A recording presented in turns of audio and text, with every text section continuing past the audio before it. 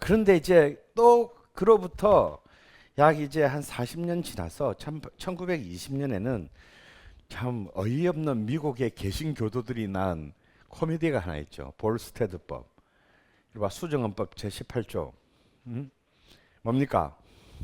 금주법이 어, 발효됩니다. 그래서 1920년부터 1930년까지 미국은 술을 마시는 게 불법이야.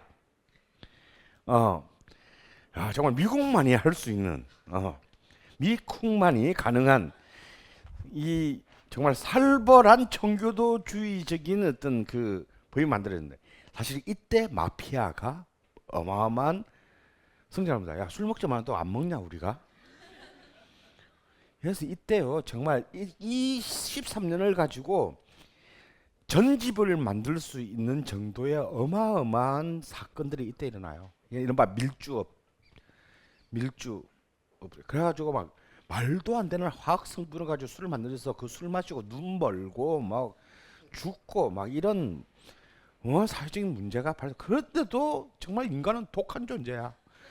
그러면서도 우리는 또 그 악착같이 차려서 술을 먹었다 이거.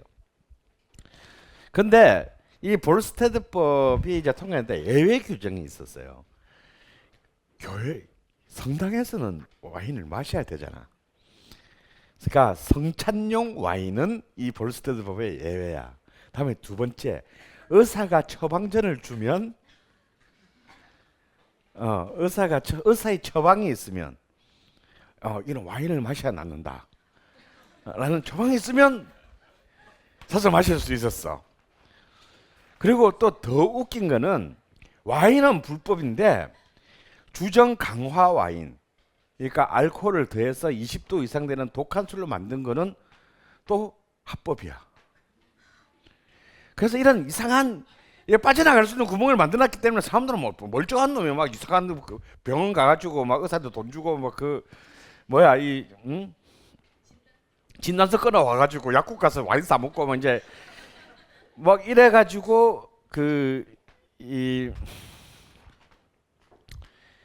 너무 많은 사회적 문제가 일어나니까 전부 다 안 돼, 씨발. 그래가지고 또 이렇게 이 법의 그늘을 피해가지고 어떻게든 좀 해보려던 또 산업이 또 왕창 내려놨습니다. 전부 다 먹지 마. 뭐 이렇게 해서 조정 강화 와인 안 돼. 그래서 이제 이때부터 그 33년까지 그게 암흑기가 되고 이제 33년에 이제 드디어 우리 생각이 너무했다. 이래가지고 이제 이 볼스테드법이 이제 폐기된 뒤에 이 한 30년간은 이제 미국 와인은 글자 그대로 아까 말했던 항아리 와인 그냥 이따만한 1갤런짜리 통에다가 그냥 넣고 마시는. 근데 지금 근데 이 저거 와인을 캘리포니아에 만드는 저거 와인은 그래 지금 우리가 무시하면 안 돼. 이것도 애들이 한 30년 만들어 오다 보니까 이것도 노하우가 늘어가지고 괜찮아요. 싸고 그냥 파티 같은 거 할 때 막 그냥 부어 마시기 좋은데 우리나라에 처음 수입되는 와인이 다 이 저거 와인이에요. 요즘은 구경하기 힘들더라고. 근데 왜 여러분 왜 파티 같은 거 할 때 혹시 여러분 그 이름이 갑자기 생각난다. 왜 파티할 때 막 과일 넣고 샹그리아 있잖아요. 샹그리아 만들 때 여러분 그랑크리 와인 부습니까? 그거 미친놈이지 그건. 어차피 뭐 사이다 타고 막 과일 넣고 할 때는 뭐 이런 저거 와인 같은 거 그냥 푹 붓고 먹으면 맛있어요. 근데 이제 저거 와인도 지금은 캘리포니아에서는 굉장히 먹을 만한 와인으로 지금 만듭니다. 근데 제 이때는 와인 산업의 인프라가 완전히 붕괴해 버렸기 때문에 거의 이제 거의 공장용 수준의 그런 그 와인의 시대가 계속 60년대 말까지 이어졌어요. 그런데 이제 여러분 그 혹시 베링저라는 이런 그 미국 와인 이 스펠링 익숙하지 않나요? 베링저. 우리나라 뭐 이마트나 이런 데 가면 다 있어. 그나마 이런 시대에도 그래도 우리는 와인을 만들 거야라고 버틴 애들이 있었는데 주로 교회에 납품하는 업체들, 성당에 납품하는 업체들이 몇 개가 있었는데 그 중에 하나가 지금까지 남아 있는 게 이 베링저 같은 그 와이너리입니다. 이런 몇 개를 제외하고는 이때는 이제 미국 와인의 암흑기였고 이때는 이제 이 시기는 50년 이후 68년까지 미국은 세계 최강 대국이 되는 시대였기 때문에 돈이 썩어나는 세계 최강 대국이잖아요. 그래서 얘들은 자국의 와인을 굳이 만들어 먹을 필요가 없었던 거야. 지금 중국 부자들처럼 중국 부자들 어쩝니까? 지금 프랑스 보르도 가가지고 와인을 얼마인데 이거? 그래서 지금 그랑크리 와이너리들을 지금 중국 애들이 통째로 사버린다 이거 지금. 아 뭐 야 뭐 수입하기 근데 뭐 우리가 순서를 굉장히 기다려야 된다고? 누구 다 얼마인데? 뭐 그렇게 까다로워 이 새끼들이 하고 막 사버리잖아. 지금 중국 애들이 지금 막 프랑스에 와인을 막 사들이고 있습니다. 근데 그 당시에 미국도 마찬가지지. 우리가 우리가 왜 해외 와인을 만들어 그냥 좀 그냥 결제하면 바로 갖다 주는데. 그래서 그때도 말씀드렸지만 뉴욕이나 막 시카고 이런 대도시의 흥청망청 그 좋았던 미국 시대에 뭐 최고의 와인들을 특히 라스베가스에는 프랑스의 최고가 와인들은 전부 거의 다 라스베가스로 들어갔대요. 그래서 막 그 그런 막 이런 비싼 로마네 콩티 이런 걸로 가지고 막 칵테일 만들어 먹고 막. 예. 그 일본 버블 시대 때요. 일본의 버블 경기 시대 때 일본 애들이 무슨 야만적인 짓을 하냐면 돈페리뇽하고 로마네 콩티를 일대일로 섞어서 예. 룸살롱에서 이렇게 해서 그걸로 건배하는 게 그때 가오였대. 이런 거 망해야 되는가 그래서 이름도 있어. 그 저기 돈페리뇽하고 로마네 꽁티 그 저기 칵테일 이름이 동 동 동배티인가? 뭐 하여튼 뭐 이 두 개 이름 합쳐가지고 그러니까 그런 이런 개가 미친 짓을 하기도 했던 그런 시대입니다. 그렇지만 이제 그 68년을 기점으로 캘리포니아에 아니야 우리가 이 땅이 그렇게 나쁘지 않은 땅인 것 같은데 우리가 왜 저 유럽 애들이 하는 걸 우리가 왜 못해? 그러면서 진정한 이제 와인의 개척자들이 등장하기 시작합니다. 그 중에 가장 대표적인 인물이 이 시기에 이제 미국 와인의 캘리포니아 와인의 아버지라고 불리게 되는 로버트 몬다비가 이제 로버트 몬다비가 본래 이제 남의 와이너리 밑에 있다가 혼자서 독립을 해서 본격적인 이제 고품질의 와인을 캘리포니아 이제 나파밸리에서 만들기 시작한 것이 이제 미국 와인의 이제 드디어 역전극의 첫 번째 장이다 이거. 이제 몬다비는 몇 년 전 죽었어요. 죽었는데 뭐 몬다비라는 이름의 와인은 우리나라 뭐 웬만큼 와인 파는 데 가면 이 와인이 없는 데는 거의 없을 정도로 이제 우리나라도 많이 들어와 있습니다. 그리고 이제 이 시점부터 이 캘리포니아가 이제 이 미국 와인의 이제 종주국이 된다고 봐야 되는. 근데 이제 요때부터 몬다비가 이제 이 후발주자로서 몬다비를 위한 초기의 이 선각자들이 미국 와인의 특징들이 있어요. 여러분 프랑스나 이탈리아 와인들은요 이 병 라벨을 보면 품종이 안 쓰여져 있어. 그래서 이거 무슨 품종으로 만드는지 솔직히 잘 몰라요 대부분이. 근데 미국 와인은 특징이 뭐냐면요 자기 회사 이름 다음으로 큰 글자로 품종을 박아놔. 까베르네 소비뇽, 메를로, 진판델, 품종이나 이 품종의 표기가 품종을 표기를 하면 사람들이 쉽게 이 와인을 이해를 하고 왜냐하면 우리 와인 살 때 너무 어렵잖아요. 종류는 너무 많고 뭐 도대체 뭘 먹어야 될지 모르겠고 그냥 대충 가격 보고 찍었다가 나중에 존나 후회하고 뭐 어떤 새끼야 이거 골랐어 뭐 이러고 오래간만에 만났는데 막 씨발 존나 싸우고 막 그러잖아. 근데 이 사실은 굉장히 평범한 건데 이런 데서 이제 미국인 특유의 실용주의 그냥 시장을 접근하는 실용력 강한 그래서 이 품종을 표기를 하면 사람들이 이 와인에 대해서 어느 정도의 정보를 바탕으로 한 신뢰를 가진다라는 것을 예측을 하고 와인 라벨에 품종을 중점적으로 붙여주기 시작했어요. 그래서 미국 와인은 그런 프랑스의 에오시나 그 저기 이탈리아의 디오시지처럼 굉장히 복잡하고 엄격한 규정 이런 거 없습니다. 등급 없어요. 다만 네가 품종을 포기하려면 사기를 치면 안 되기 때문에 네가 까베르네 소비뇽이라고 써놨으면 라벨에 적어도 이 와인 병 안에는 까베르네 소비뇽의 75%는 최소 있어야 된다. 그때만 그 품종의 이름을 쓸 수 있다라는 이제 몇 가지의 제한적인 조건들만 만들게 돼요. 그 다음에 이제 그 AOC나 DOCG에 해당하는 이제 미국 정부 승인 포도 재배 지역이라는 뜻인 AVA를 만드는데요. 이것도 사실 크게 중요하지는 않아요. 근데 이제 이 AVA의 요건을 성립시키려면 그게 해당되는 자기가 표기한 지역 이름을 쓰려면 적어도 뭐 품종은 상관없이 네가 그 말한 AVA에 해당하는 지역에서 난 포도를 최소한 85%를 써야만이 이 AVA 인증을 받을 수가 있다. 그러니까 이 두 개 말고는 미국 와인에 대한 규제는 거의 없습니다. 이것은 결국 무슨 어떤 그 브랜드 레이블 이미지라기보다는 적어도 시장에서 사기는 쳐서는 안 되기에 네가 품종의 이름을 라벨에 쓸 거라면 그 품종에 대한 예의를 지켜야 되는 거고 네가 이 지역의 이름을 팔아먹고 나파밸리라고 하면 이제는 지역이 권력이잖아요. 미국 와인에서 나파밸리 하면 여러분이 막 이상한 뭐 머시기가 짜고 밸리 이런 쓰는 똑같은 5만 원짜리 와인인데 하나는 밑에 나파밸리라고 돼 있고 하나는 처음 보는 뭐 머시기가 짜고 밸리 있으면 뭘 사겠어요? 당연히 나파밸리 사지.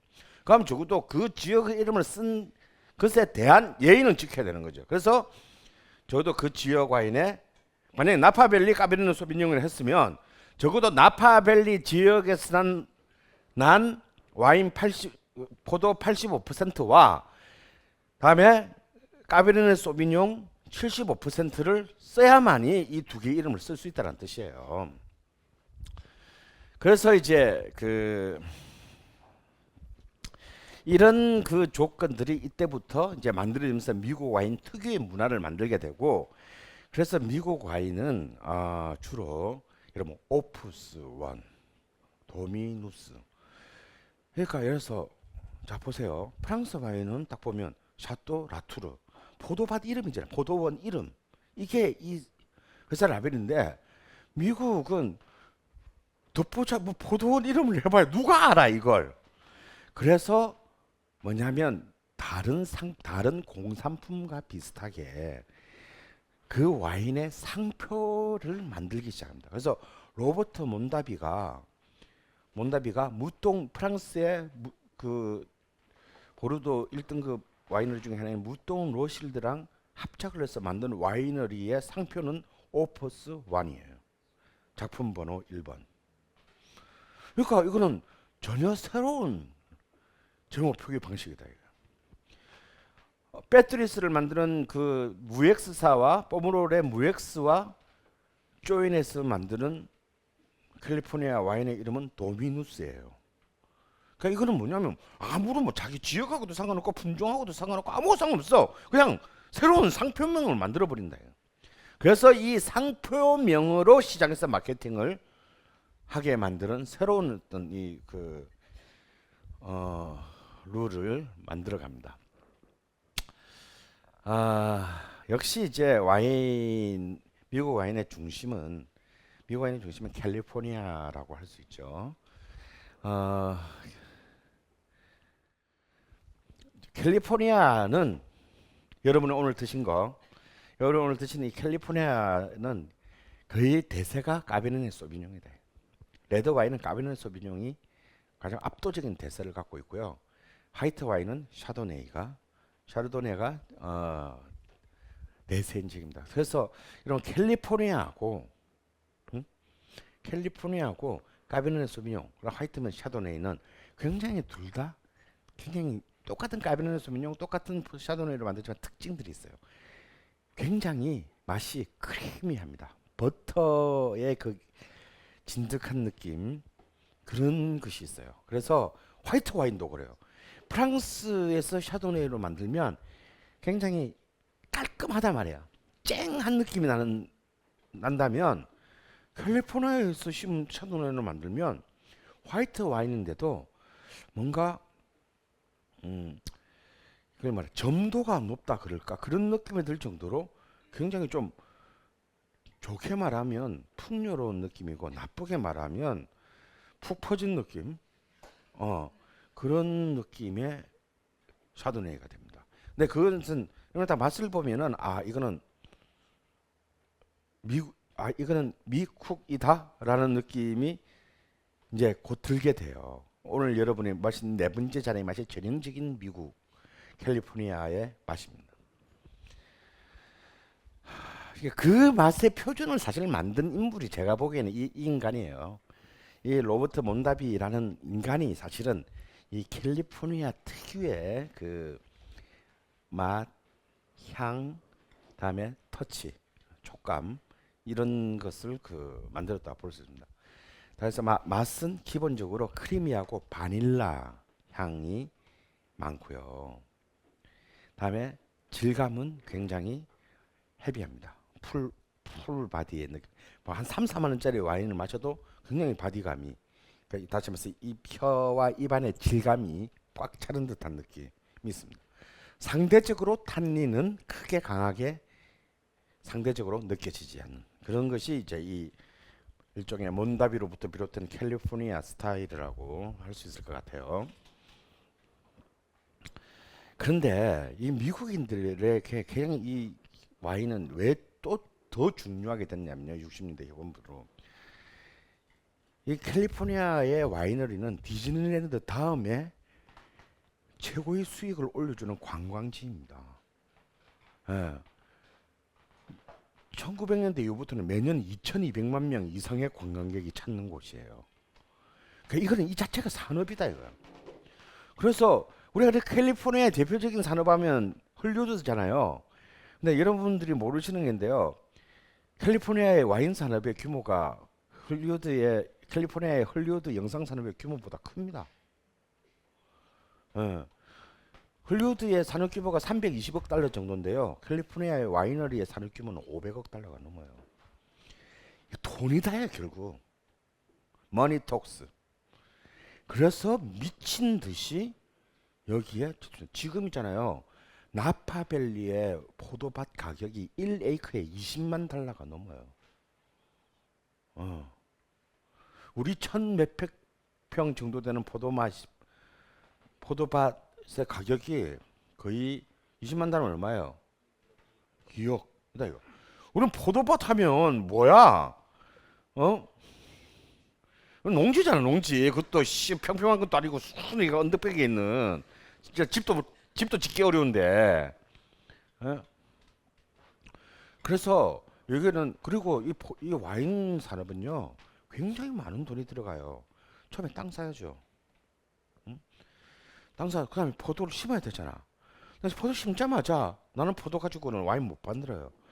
적어도 한 3년에서 5년 정도는 아무런 소출이 안 나고 그냥 그거 따서 그냥 이렇게 그냥 먹어야 돼. 그리고 이제 그러면 그렇게 5년이 지나서 간신히 포를 만들면 누군가 기다렸다는 듯이 정말 와인을 만들기를 너무나 기다렸어요 하고 사줍니까? 마케팅을 해야 돼. 그 다음에 이 포도를 가지고 잘 만들려고 그러면 굉장히 뛰어난 양조가들을 스카우트 해와야 됩니다. 그래서 그때부터 팔 수가 있는 거예요. 그러면 도대체 얼마나 많은 비용이 긴 시간 동안에 투입되는 굉장히 그 회전율이 낮은 산업임에도 불구하고 이것은 성공을 하는 경우에는 굉장한 매력적인 산업이다 이거야. 게다가 와인 산업의 또 특징은 뭐냐면 돈으로 환산할 수 없는 명예가 있어요. 내가 그냥 와이너리를 가졌다는 얘기는 저 골프장 하나 있는데요 하고는 비교가 안 되는 굉장한 명사의 반열에 들어갈 수 있는 어떤 그런, 그러니까 돈으로 환산할 수 없는 명예적 품위를 줍니다. 그리고 또 와인에 또 당연히 와인 산업을 뛰어들겠다니 와인은 일단 미친 놈들 아니야. 그래서 이제 많은 그 유명 이제 셀러브리티들이 와인 산업을 뛰는데 그 중에 가장 대표적인 게 프란시스 포드 코폴라. 대부를 만들고 그 뭐냐 그거 뭐 이렇게 막 내가 네 애비다 그거. 어.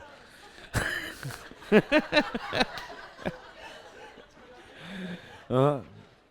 진짜 70년대에 정말 세계 미국뿐만 세계 영화사를 뒤흔든 이 위대한 감독이요.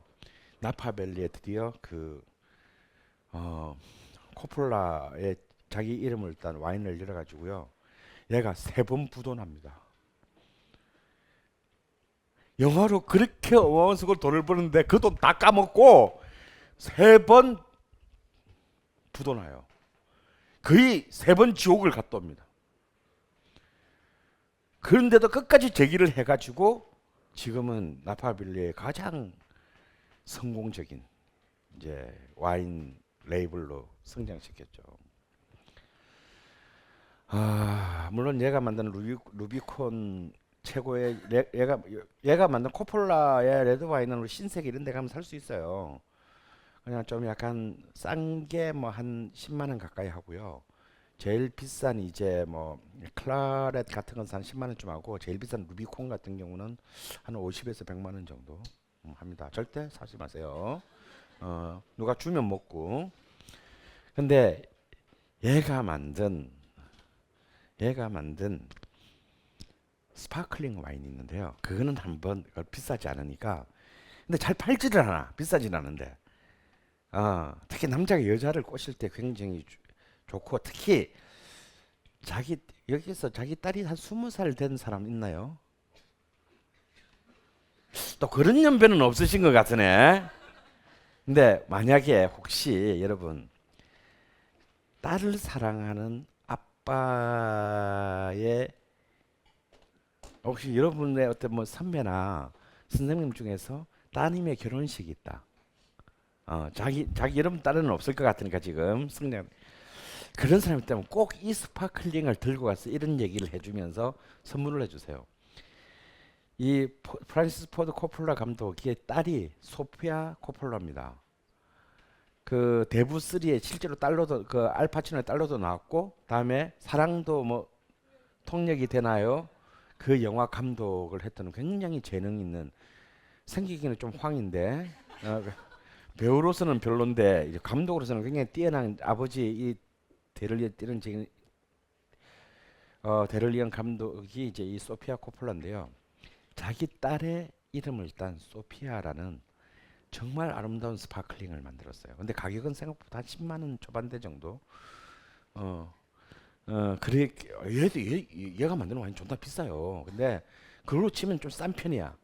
근데 디자인이나 맛도 훌륭하지만 디자인이나 이런 거는 너무 너무 이뻐요.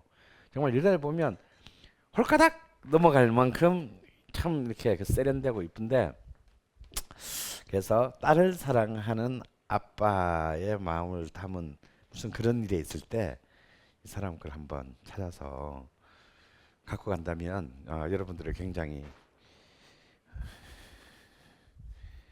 좋은 대우를 받을 것 같아요. 그래서 이런 이제 코폴라를 위시한 뭐 영화 감독, 골프로 골퍼, 뭐 야구 선수, 뭐 이제 또 특히 이제 이제 바로 그 샌프란시스코 옆에 뭐가 있습니까? 실리콘밸리가 있잖아요. 또 이 실리콘밸리로 이제 IT 산업으로 그 떼돈을 번 인간 또 그 젊은 애들이 막 전부 또 이 와인 산업에 투자하면서 90년대 후반부터 이 캘리포니아는 정말 옛날에는 골드러시라고 했다면 지금은 와인 러시라고 할 만한 이 와인에 어마어마한 돈들이 투입되면서 정말 엄청난 수준의 순도 높은 이제 제조 및 마케팅 경쟁을 하게 된다는 거예요. 그 중에서도 가장 중요한 두 지역, 가장 유명한 두 지역이 있다면 이 캘리포니아의 영광을 갖고 온 나파밸리와 그리고 소노마 카운티라고 할 수 있습니다. 그래서 이 나파와 소노마 이 두 개의 이름은 어찌 보면은 이제 이 캘리포니아 와인의 상징과 같은 이름이라고 할 수 있고요. 이 캘리포니아 와인의 영광을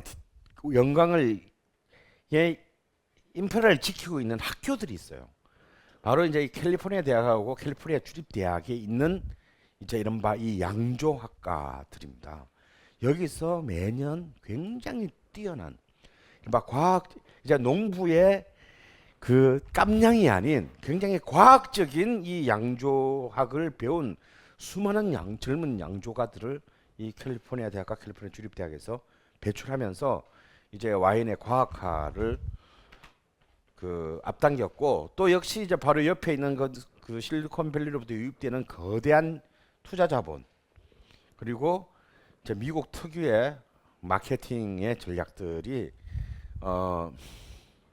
다 이런 뭐지, 완전 산학 뭐 이런 자본 간의 이런 거대한 연대들이 만들어낸 캘리포니아의 영광이라고 할 수 있어요. 그리고 아까 이제 얘기했던 이렇게 짧은 시간 안에 캘리포니아 와인이 급성장할 수 있었던 것은 규제는 단순하게, 그리고 네 꼴리는 대로 해볼 수 있는 건 네 마음대로 해봐. 단 평가는 시장에서. 라는 그 전통적인 규제의 그 부재가 이 캘리포니아 와인을 짧은 시간 안에 사실상 그런 가장 합리적인 시행착오를 통해서 만들어내게 됐다고 봅니다. 그래서 뭐 이제 뭐 우리하고는 별로 앞으로 인연이 없을 이름들이에요. 가장 이제 대표적인 것이 이제 아까 말했던 이제 오프스 원이나 도미누스 같은 이런 것들입니다. 이런 건 사실 오프스 원 같은 경우는 지금 우리나라에서 뭐 한 50만 원, 도매상 공급가가 거의 48만 원 이렇게 해요. 미쳤다 이거. 사실 그 돈 주고 사 먹을 좋은 와인인데 그 돈 주고 사 먹을 만한 것은 아닌데, 워낙 이제 막 유명해지다 보니까 지금 도매상 공급가가 거의 50만 원에 육박하는 그런 시대가 됐어요. 그럼 혹시 미국 갔다가 돌아올 때 그 변세점에서 한 $200 정도 할 겁니다. 절대 사지 마세요. 그리고 예를 들어서 이제 이런 것들이 이제 아까 말한 대로 뭐 오프스원은 그 무뚱로실드, 도미누스는 배트리스, 도멘샹동, 도멘샹동 이름만 딱 봐도 알잖아. 모에샹동의 합작사예요. 예. 다음에 멈기베 나파, 이거는 뭐냐면 그 이러면 그 저기 그대의 눈동자의 건배, 멈 샴페인의 나파밸리에서 그 합작해서 만드는 이름이 멈기베 나파예요. 그러니까 멈만 보고 멈이다라고 하면 안 돼. 뒤를 잘 봐야 돼. 기베 나파가 붙으면 이거는 캘리포니아에서 만든 스파클링이에요.